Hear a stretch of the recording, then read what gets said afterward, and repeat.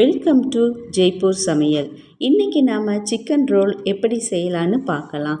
இந்த சிக்கன் ரோலை 10 to 15 மினிட்ஸுக்குள்ளே செஞ்சிடலாம். வாங்க இப்போது எப்படி செய்யலான்னு பார்க்கலாம்.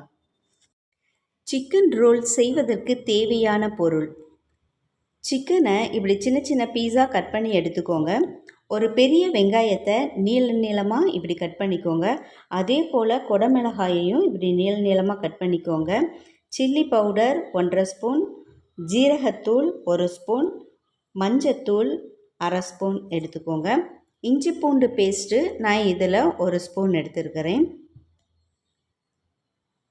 டொமேட்டோ சாஸு இதையும் இதே ஸ்பூனில், இந்த ஸ்பூன் அளவுலேயே நான் 1.5 ஸ்பூன் எடுத்துருக்கிறேன்.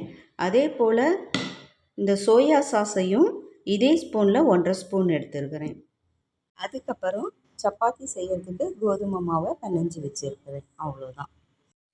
இப்போது வானலியில் 1 ஸ்பூன் எண்ணெயை ஊற்றிக்கோங்க. நீங்கள் எடுத்து வச்சுருக்க சிக்கனை இதில் போடுங்க. இந்த சிக்கனுக்கு தேவையான அளவு கொஞ்சம் சால்ட்டு போட்டுக்கோங்க. சிக்கன் இந்த அளவுக்கு ஆன உடனே 1 ஸ்பூன் இஞ்சி பூண்டு பேஸ்ட் எடுத்து போட்டுக்கோங்க. அதுக்கப்புறம் நம்ம எடுத்து வச்சிருக்க இது எல்லாத்தையும் இதில் போட்டுருங்க.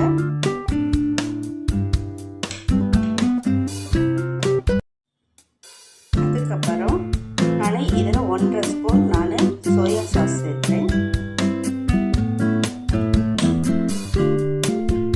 அதுக்கப்புறம்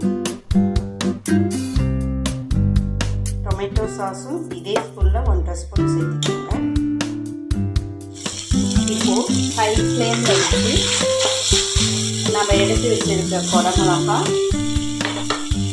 ஆனியன் இது எல்லாமே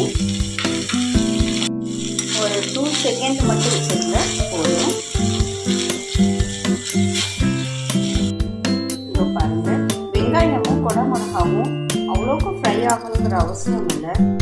ஏன்னா லைட்டாக ஆனாவே போதும். உங்களுக்கு ஒரு 25% வெந்திருந்தாவே போதும். நல்லா டேஸ்ட்டாக இருக்கும். அவ்வளோதான். இதையும் தனியாக நம்ம எடுத்து இறக்கி வச்சிடலாம். அடுப்பை ஆஃப் பண்ணிடலாம். இப்போது டொமேட்டோ சாஸும் வெஜ்ஜு மயோனீஸும் நான் எடுத்துருக்கேன். இந்த வெஜ்ஜு மயோனீஸை நான் இப்போது ஒரு 5 ஸ்பூன் எடுத்துக்கிறேன். இந்த ஸ்பூனில் 5 ஸ்பூன் எடுத்துக்கோங்க. இப்போது இதே ஸ்பூனில் டொமேட்டோ சாஸை ஒரு 3 ஸ்பூன் எடுத்துக்கோங்க.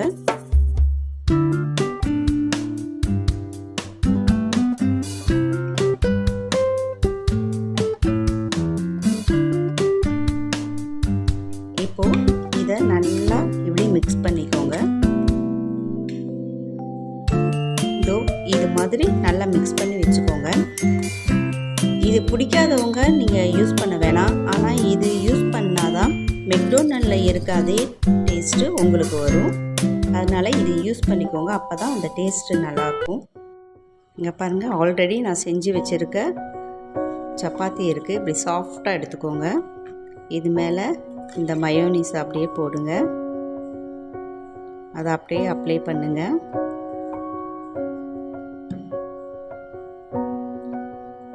இந்த மயோனீஸ் யூஸ் பண்ணால் தான் மெக்டோனல்டில் இருக்கிற டேஸ்ட்டு அப்படியே உங்களுக்கு கிடைக்கும். அதுக்காக தான் இது போடுறது.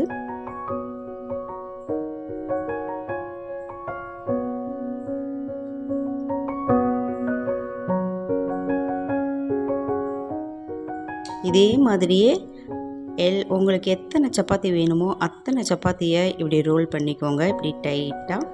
இங்கே பாருங்கள் எப்படி இருக்குன்னு.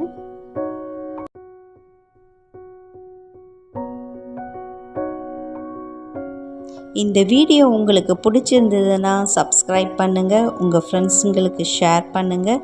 மீண்டும் நெக்ஸ்ட் வீடியோவில் சந்திக்கலாம். பாய்.